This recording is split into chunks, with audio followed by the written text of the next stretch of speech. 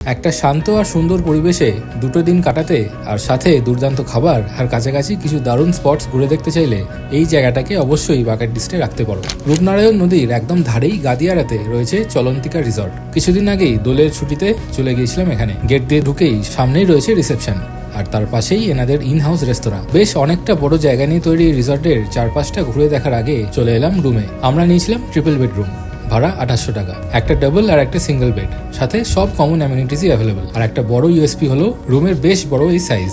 এছাড়াও এখানকার ফার্স্ট ফ্লোরে রয়েছে এরকম একটা দালান, যেটা বেশ ইউনিক লেগেছে। এরই মধ্যে চলে গিয়েছিলাম পাশেই জলতরঙ্গ ইকো রিসর্টে, যেখানে ছিল হোলি স্পেশাল একটা ইভেন্ট। এখানেই সেদিন লাঞ্চ সারার পর বিকেলের দিকে ছিল কিছু খেলাধুলো আর স্ন্যাক্সেরও ব্যবস্থা। নদীর ধার দিয়ে এই রাস্তাটা ধরে হাঁটতে একটা আলাদাই ভালো লাগা কাজ করছিল। এরপরে ফিরে এলাম আমাদের রিসর্টে। এখানকার বাগানে বেশ কিছুটা সময় কাটিয়ে রুমে গিয়ে ডিনারের পালা, যেখানে ছিল ভাত, মাছের ঝোল, ফ্রাইড রাইস আর চিলি চিকেন। পরের দিন সকালে আমরা ফেরিতে করে নদী পার করে ঘুরে এসেছিলাম মহিষাদল রাজবাড়ি। সেই গল্প থাকছে পরের ভিডিওতে।